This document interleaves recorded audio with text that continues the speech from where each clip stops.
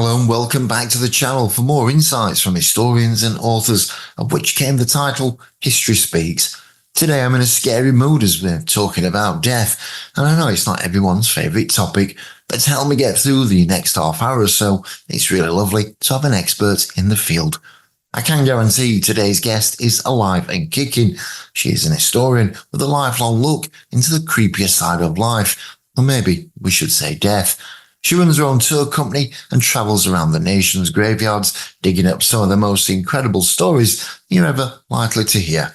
So please give a warm welcome to Sam Perrin. Hi Sam, how are you today? Hey John, I'm really well actually, thank you. Thank you very much for having me. It's not a problem, it's my pleasure. So before we get started, I just want to say how excited I am to have you on the show because I've been looking forward to this one for some time. Now, I hope you're ready for some deep digging questions or maybe just a few laughs as you are doing now. And depending on where this conversation takes us, the one thing I do hope is the one thing I hope for this interview is that it won't end up being a grave mistake. So that's all the puns I've got for you today. But to start us off, I'm going to ask you the same question I ask all my guests, and that is, how did you first become interested in history and what's your background? With regards to bad jokes, I heard them all on tour, by the way. The cemeteries are the dead centre of town. People are dying to get in. So those are particularly groan-worthy, though, but I approve. Just in terms of how I got into history, I mean, that goes back to school.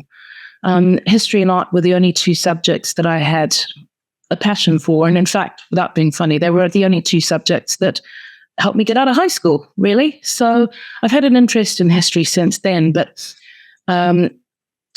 after I finished school, I actually did a qualification in special effects makeup artistry and then ended up darkening London's door looking for work over here, which didn't really tend to happen. So I found myself as a personal assistant for a lot of very creative industries like the theatre and the music industry and, what else? Entertainment companies and what have you. I never ever imagined in a million years that I'd become a full-time historian, but here we are. That leads beautifully into my next question, which is, what gave you the idea to explore British graveyards? It's a very strange kind of hobby, if you like, initially anyway, I guess. Well, when I was living in Finchley, I used to have a housemate that was a landscape gardener, and he wouldn't let us touch the garden other than to do the crappy jobs like cleaning up the pond. So I decided to go somewhere that I could do landscape gardening because, quite frankly, I wanted the solitude and the peace and quiet. So I inquired at the cemetery, and that's how I ended up becoming a tour guide there. It was sort of accidentally, really. So is there much? I guess you have to do quite a bit of research to become a tour guide for a place like that. So where would you find out that information, sort of thing? I mean, initially, I don't mean long term, but I mean when you're starting out, sort of thing. Gosh, well, they did provide basic training, pamphlets and information that we could refer to, but it's also up to the individual to do your own research. So at that point, I went to a lot of bookshops, let's put it that way. And I think every tour that I used to do initially, it was something in the pipeline that would evolve onto something that was much better in time. I think like anything, when you start out at something, practice makes perfect. And it took me a long time to be confident in front of speaking. I'm tripping over my own tongue. It took me a lot of time to become confident in my own skin and talking to people about local history, especially, I suppose, particularly as I'm not originally British. So that was an aspect that I actually find quite intimidating, to be honest. But I love it. I absolutely love it. And it's done me the world of good. It's one of the best decisions I've ever made. Fantastic. Now, I know there's one character in particular that you've got a keen interest in, and it's a lady by the name of, Ruby Lindsay was like a full name, if you like, but I understand on a tombstone it just says Ruby Lind. So my question is, what part of her life caught your imagination? Well, I was actually wandering around Hendon Cemetery, again in North London, and I noticed her husband's headstone. He is a Commonwealth war grave. His name was Will Dyson. And something that I've noticed amongst, particularly in the 19th century, or the long 19th century, is that women were kind of put towards the bottom underneath their husband's name. It would be Mrs. So-and-so, wife of so-and-so. And I think it was quite a common thing to have basically be absorbed into your husband's identity in those days. Once you got married, you lost a lot of your autonomy. And women kind of were expected to stay at home, have kids, look after the house, whereas the men would go out to work and make the money to keep the house. And the two operated in such very different spheres. So I did find it quite refreshing to see this woman's name underneath Will Dyson's with her own preferred name that she used to sign her artwork with. And that's what piqued my interest about her particular headstone. She wasn't an English lady, was she originally? Was she Australian or something, or related to Australian family or family background from there? She was. She originally came from Aussie land, the land down under. She came here along with her husband. He was commissioned to work during the First World War. He was a political cartoonist called Will Dyson. He was very well known. And she came along with him, and she was very much involved in, before she moved over here, she'd been illustrating things for a very disreputable police gazette, I believe, as well as other, other mediums. And she applied her talents to many things. She did book illustrations. She did work for newspapers. She also promoted a lot of the women's suffrage movement during the time, and she used a lot of her work to promote social causes while she was over here. So she was a very, very interesting woman. She also designed costumes and designed fans. So she was highly creative. And, if you look at a lot of her work, it's extremely, extremely detailed. And this was an era when you couldn't just go back and erase it on Photoshop. You had to start all over again if you made a mistake. So her work would have been incredibly painstakingly detailed and very fine. And that's one of the reasons I love her very much. Her work is just sublime. It gives me a lot of pleasure looking at it. And it's also very telling about things that were going on during the times. Because I understand, I think his brother as well was also famous for illustrations and stuff like that. So it's something that ran in the family, isn't it, obviously? Very much so, yeah. She had, I think, 3 or 4 brothers. She was the 5th, I believe. There were 5 Lindsays. And most of them, Lionel Percy and, I've forgotten his name. It'll come to me in a moment. But they were also very well-known illustrators. And instead of running on her brother's, or at least trailing on her brother's coattails, she decided to use Ruby Lind instead of Ruby Lindsay's to avoid that association with her brothers and kind of get by off her own steam. So I like that about her too. Unfortunately, she came to quite an early grave, really. She died of the Spanish flu at the age of 33 in 1919, I think. So, it was very unfortunate, and it's very poignant because she was found in their house in Kensington and Chelsea with a letter from her young daughter at the time clutched to her chest as she took her last breath. So she had a very sad ending at a reasonably young age, and it's something that I found, I don't know why it hit home as hard as it did. Perhaps it's even more poignant now if you think about the pandemic that we recently went through with COVID. Yeah. So, and there's just something about her work that I feel needs to be acknowledged, because she was one of Australia's finest and first female graphic illustrators. It is a fascinating story. I've looked into it a little bit. The next question I want to ask you, then we're going to move off that for a while. Body snatchers, a topic close to everybody's heart. was once, as we all know, an integral part of life, not just in this country, but around the world, I guess. So are there any stories of that kind of era that you could share with us today? Sure. They're not pleasant stories. I should give you a bit of a heads up about that. But keep it clean, as long as it's clean and we're all right. It's a family show. Well, one of the tours that I offer is the Body Snatchers tour, and it starts in Bunhill Fields. And something that, whilst researching this, something that struck me was just the lengths that they would go to sabotage opposition body snatching gangs in order to monopolize the trade. And there was no messing around. They would steal other resurrections men's prizes from the mortuary. And one occasion, I came up on a story where they used to dress up as ghosts to scare off the amateurs in the churchyard. Can you believe that? You couldn't make it up. They would also mutilate the other remains belonging to other anatomists or competition gangs to render them unusable. They'd ruin the other resurrection men's churchyards so that they lost money, and attention was drawn to the practice of body snatching there because they were reviled by the public. They were pretty much, because they spat on the sanctity of the grave. And so, a lot of members of the public absolutely hated and despised them, and rightly so. But then that said, I suppose, we wouldn't have advanced scientifically as quickly as we did without their services, as much as I hate to admit it. They were also equally ruthless when it came to anatomists that they believed to be disloyal by using other body snatching gangs. And one such example was the anatomist Joshua Brooks.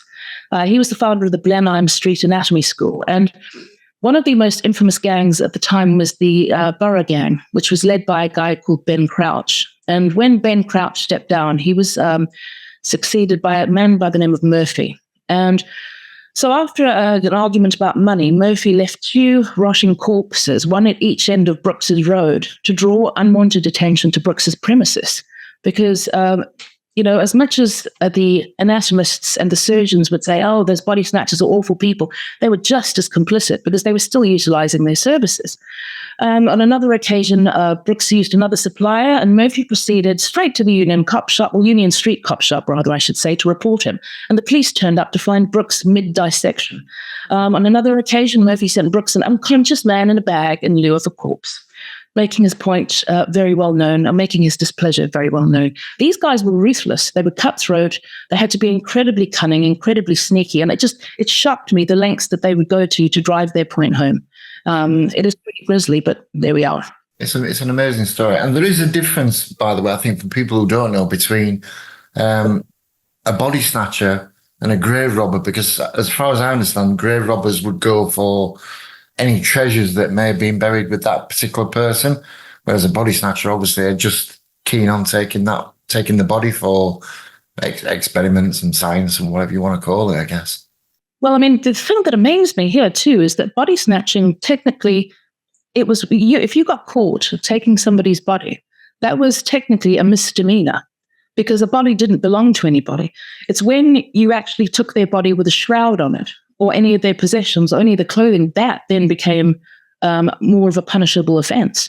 And in many cases, a lot of these guys who would get arrested and thrown into jail for this misdemeanor, in many cases, it was actually the anatomists that would help bail them out because they needed their services. Yeah. Once you've got a good body snatcher, you can't let him go. You know what I mean? You can't find the staff these days. Exactly. So, yeah. It's a very... Thank goodness it doesn't happen today, or we all hope it doesn't happen today anyway. When researching these graveyards that you go around, have you ever found out any information that's completely blown your mind, completely surprised you? Yeah, a number of things actually, but the one that sticks in the front of my memory is the opposition to burial reform in this country. The parish churchyards, what prompted the construction of these large Victorian garden cemeteries was the state of parish churchyards within the city limits. They were disgusting. They were overly subscribed. I shudder to think. In fact, I don't even want to think about the actual condition, although I can provide you with some pretty ghoulish reading material if you really fancy reading about the condition of some of these old churchyards. It's not something I'd advise reading before lunch, by the way. But something that really surprised me, given the state of these churchyards, is the amount of opposition to burial reform. Excuse me, because, you had the Anglicans saying when they were debating this in Parliament in order to get some of these laws passed, the Anglicans were complaining, thinking that the dissenters or nonconformists were getting a better deal in terms of the space that they were allowed to have within each cemetery. And then you have the dissenters or nonconformists fighting back against the Anglicans saying, oh, it's not fair, they've got a better deal than us. But the thing that surprised me the most was the opposition from the Church of England. And it was then brought to my attention when I was initially researching this many moons ago that, of course, burials were the Church of England's primary source of income. So they opposed all of these, the 1832 Act of Parliament that was passed for the construction of Kensal Green. They really did oppose it. And in fact, it got to such a length that, and this is one of my cemetery ne'er-do-wells, a gentleman by the name of Reverend John Hume Spry, he buddied up with the Bishop of London because he complained. He was the Reverend of the parish of Marylebone. And he complained bitterly, saying, look, these guys are taking money out of our hands, i.e. the cemetery company, so we have to do something about it. This is a huge source of income that they're actually damaging. So he and the bishop buddied up and presented their case in Parliament, whereby they actually gave the cemetery companies an ultimatum and said, it was called Spry tax, named after John Spry. And it was where anybody that had otherwise would have been buried in a churchyard in Marylebone, the relevant cemetery that they were buried in, or the big garden cemetery in which they were buried, would have to then pay the parish what it would have cost them to be buried there to make up the earnings. So it's an absolute miracle that the big 7 cemeteries within London actually made any profit and that they survived in the first few years because they're paying money back to the Anglican Church hand over fist. That really shocked me, actually. So how long did that run for then? Was it a tax that just ran for a certain period of time, or is it still something like one of these old laws that's still relevant today? Not to my knowledge. I don't think that the Spry tax lasted for very long. I mean, when it got in particular to Abney Park, which opened up in 1840, what Spry and the Bishop of London had done is they conspired together in order to basically bribe the cemetery companies by saying, if you don't pay the Spry tax, we're not going to consecrate the ground. But Abney Park is a non-conformist cemetery in London. So it's unconsecrated anyway. So they kind of gave Spry and Co. a 2-fingered salute, saying, well, it doesn't apply to us. When it quite stopped, I've been struggling to find out. So if anybody doesn't know anything about Dr. John Hume Spry, or Reverend John Hume Spry, I'd really love to hear it, because my research has come to a bit of a brick wall with that in terms of when it stopped. Because like a lot of these really old laws, kind of, you tend to find, if you look back, that they still continue to this day. Like some really silly laws, like you can cross the bridge, but you've got to take a goat with you or something, or whatever. It's just really stupid. I'm going to stay obviously in cemeteries for a little while because I want to ask you about the architecture. What would you say, for anyone interested, is a worthy visit to visit a cemetery, I guess, around that London area?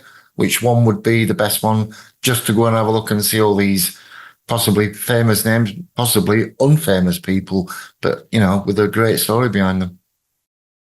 Oh, God. I hate that question because it's impossible to answer it. I've never met a cemetery that I haven't liked, let's put it that way. But I think I found in my own experience that a lot of particularly the Magnificent Seven, as they're collectively known in London, I find a lot of them tend to have their own kind of almost personality about them, if you look at it that way. I mean, if you want really dramatic architecture, I definitely, and extending out of London too, I would visit Highgate and Sheffield General. Both of these cemeteries were built into some pretty hilly environments, and the cemetery architects took advantage of this by building into the natural landscape. So it's quite dramatic on the sort of undulating, hilly part of the country. And I really like that about both of those. Abney Park, for example, has one of the best examples of Egyptian influence on the entrance lodges. It was partly designed by Joseph Bonamy, who was an Egyptologist. So he added a lot of inspiration from Egypt to the natural lodges, the entrance lodges at the front, which are really quite beautiful.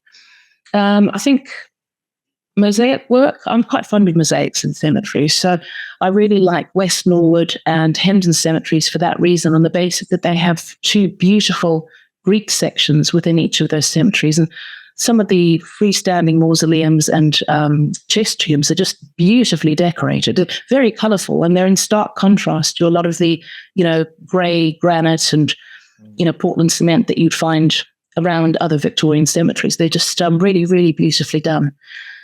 Well, if you're particularly interested in mausolea, I'd recommend going to Islington St Pancras, again in North London. That has a multitude of really grand and very beautiful unique examples. Another one is from your neck of the woods, John. It's Ward's End Cemetery. That's also built into a hillside with the River Don that runs through it.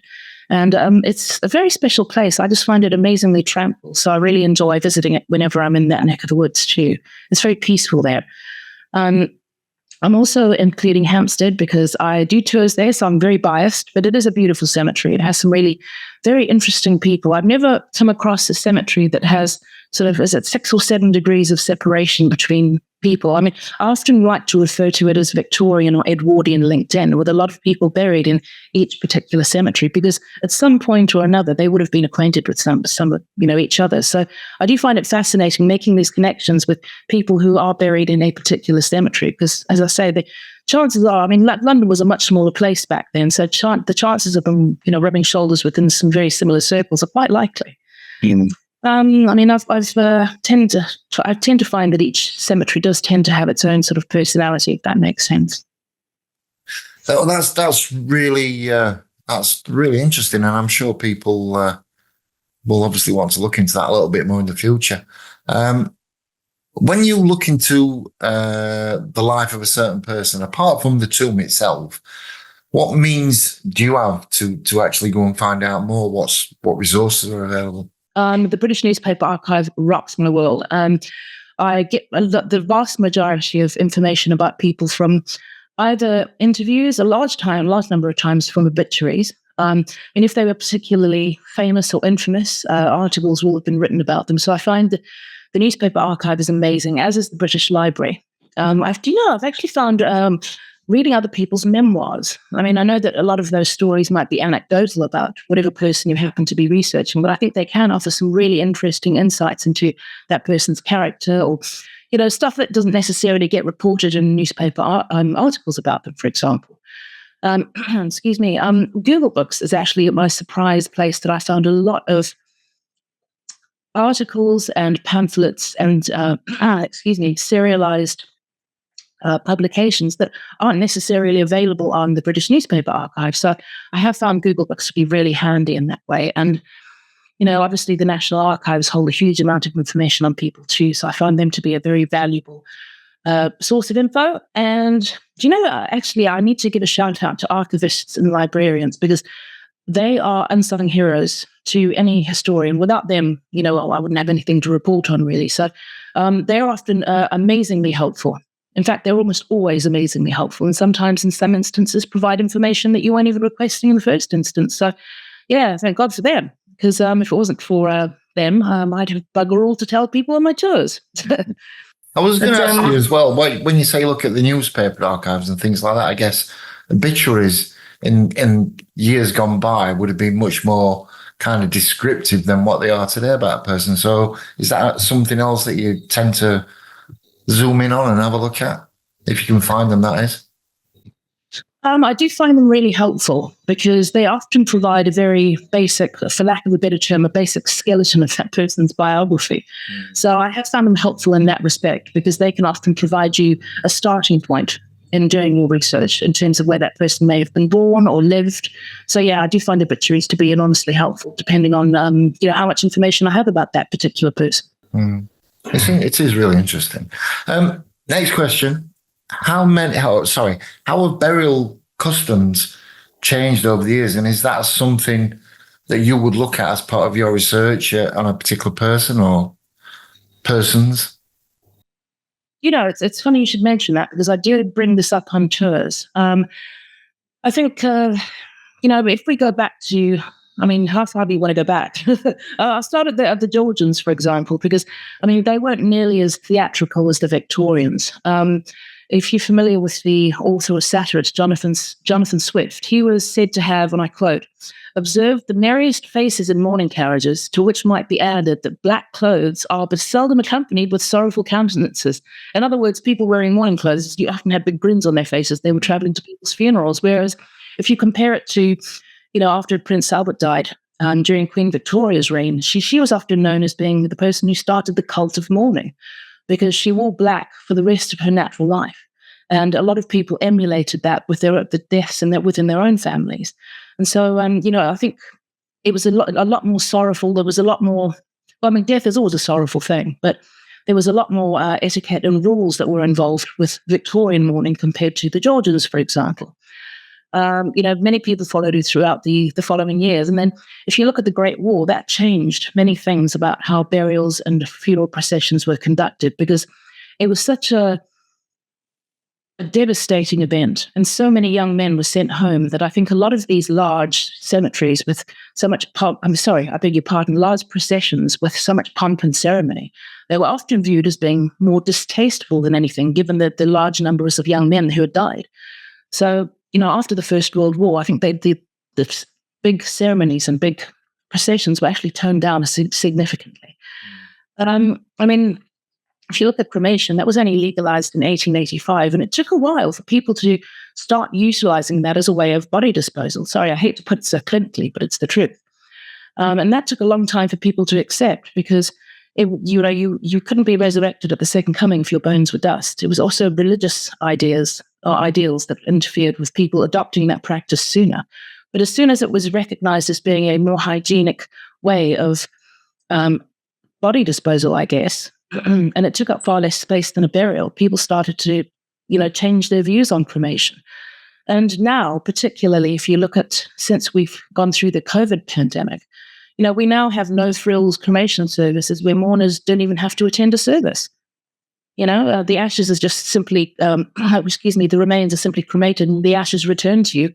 And I think it definitely has, over, the last 200 or 300 years, burial practices have changed significantly. Yeah.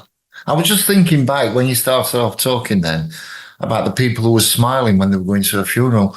I'm just wondering if they were smiling because the will hadn't been read out yet and they were hoping for a few quid in the back pocket. You never know, do you? It's a strange thought. But they do say that when you go to a wake, that you should be happy kind of thing. It's supposed to be a rejoicing, if you like, of that person's life. So it's a very strange thing, death, because it has so many different emotions. It brings so many different emotions. Well, yeah, absolutely. And, a lot of people now prefer to have, just a celebration of their life as opposed to, traditionally dressing in black and all that kind of thing. I mean, and, something that you've just reminded me about is that, often when you go into a particular cemetery, something that has always struck me, because I've had a couple of comments saying, oh, isn't it scary going in there and doing tours? Isn't it sinister? And no, in fact, I think in many ways, I think it's actually quite life-affirming. And that if you go around and read individual headstones, you often see the love that pours forth from some of the inscriptions on them. And, it is a place of introspection and a place where you can sort of contemplate your own mortality. And I think, we live in such a weird age, don't we? I mean, everything's, the Instagram age where everything has to look perfect. And, the idea of decay and the fact that we get old and age is something that is pushed away, I think, now. If you look at, as human beings, we're now expected to look better, live longer, look younger as we age, because the idea of decaying is not frowned upon, but it's I think it frightens people. Mm. And, I think also after we started outsourcing how we deal with the dead to other people, for example, the Victorians used to, when somebody passed away, they'd have them, for a week in the middle of the kitchen table for people to come and pay their respects to before they were buried in a cemetery or a parish churchyard. So, the idea of that being taken away from us, we no longer have such a hands-on involvement with the care of our dead. And so I think with that being taken away from us, I think there is there's a lack of familiarity about the process now. And I think that weirds some people out. Just the idea of aging and getting older and then dying really isn't very palatable to a lot of people. And the really weird thing going back to the Victorian times is they even had photographs taken of the dead but posing in family photos. Even though they were dead, they just sit them up in a chair. I mean, you can't even imagine doing anything like that today, can you? It's just... Well, yeah, I mean, the post-mortem photography, I mean, that was something that, I mean, if you think about it, you had, and a lot of people it wasn't cheap to have that done. Yeah. So a lot of people would save up an awful lot of money, as they did for the funeral procession and all the, subsequent mourning gear and paraphernalia that you were expected to do. And having these photographs done, it was the last reminder of, let's say, for example, it was a small child that passed away. It was the last physical, tangible thing, other than cutting off a lock of their hair and making perhaps a piece of jewelry out of it, that people would have. Today we take a lot for granted in the digital realm in which we currently live, because we have constant with through social media, for example, we have constant reminders of, what people are doing. It's like that song by the Kinks, Picture Book.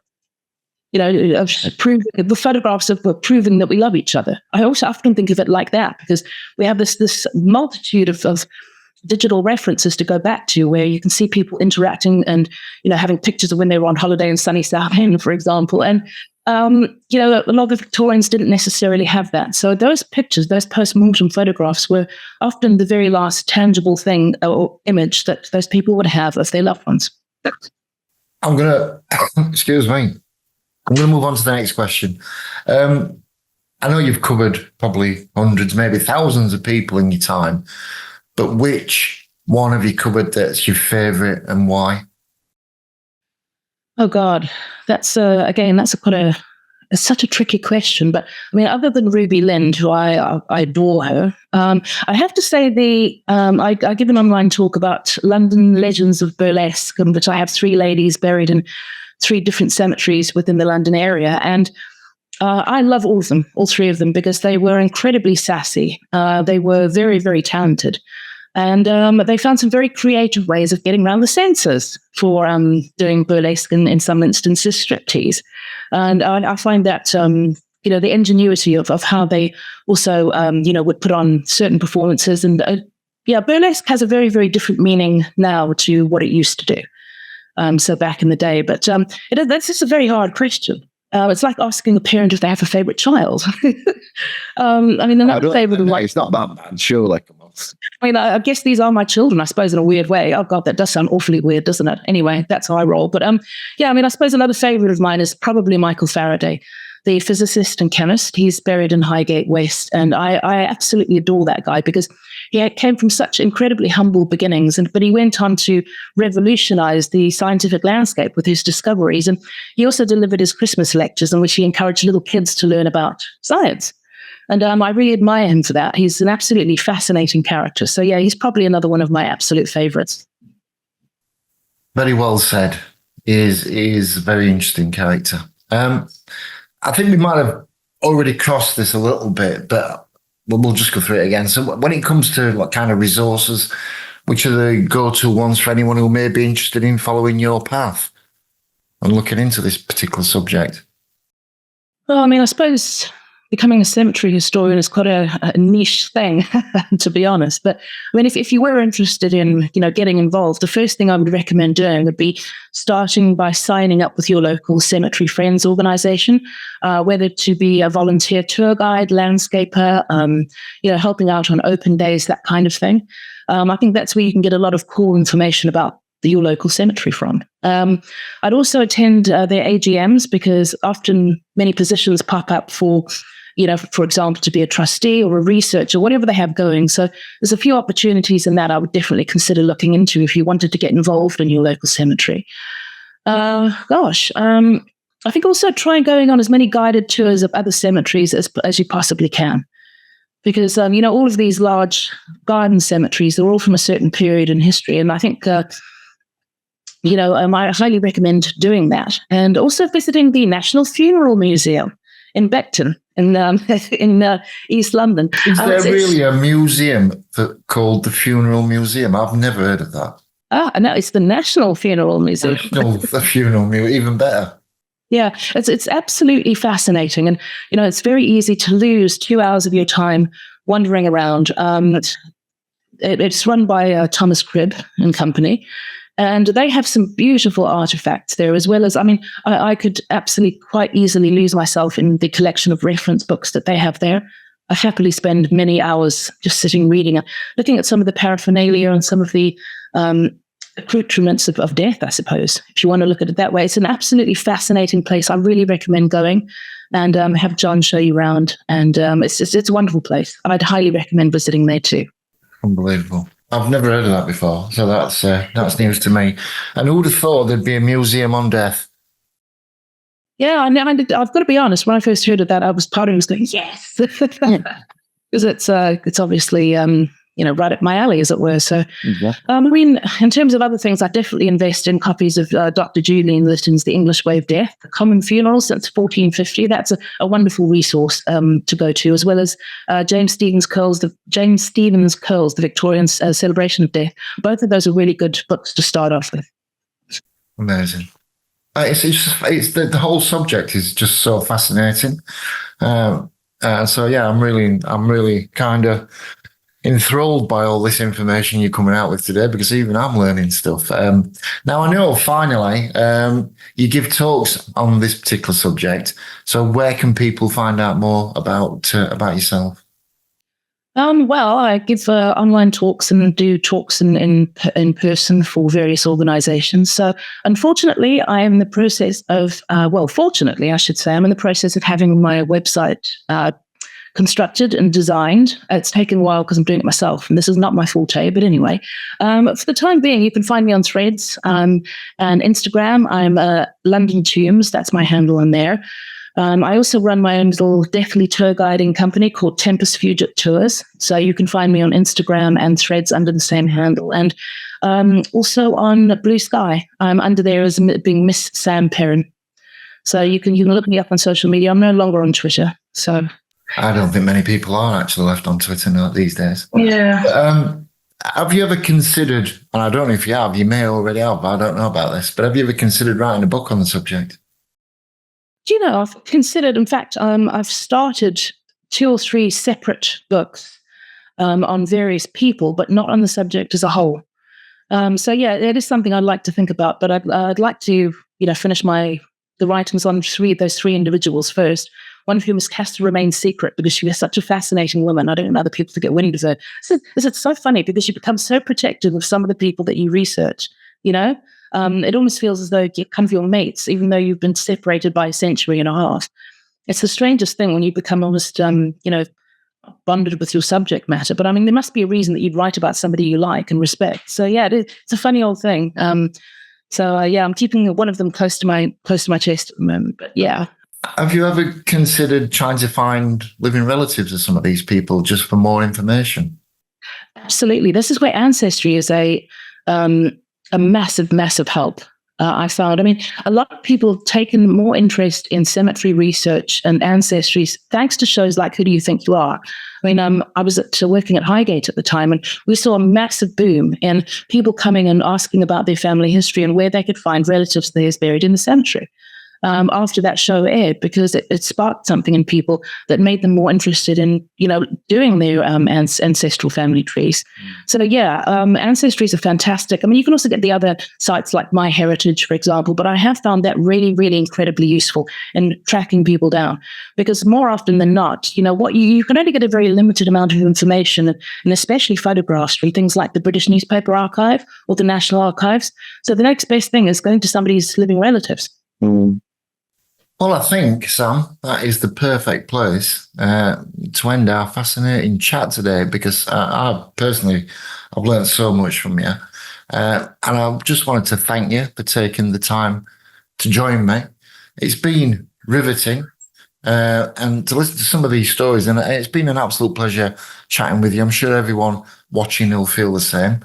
So I'd like to wish you many more dives into the world of cemeteries, not literally, as the holes are quite deep, but you get where I'm coming from. But hopefully you'll bring to light more amazing tales behind the people that you do research. And don't forget, everyone, if you're watching this, all links to Sam's social media sites will be in the description below. And to everyone else who's tuned in, thanks for joining us on this journey. This is the second in a series we're excited to bring you here on the channel. We've got some incredible names lined up. So if you love history, you're definitely going to love what we have in store here on History Roadshow. So don't forget to like, which is one of those, subscribe, and of course, hit that notification bell so you don't miss a thing. And until next time, keep exploring the past with us, and we'll see you in the next video. Goodbye for now.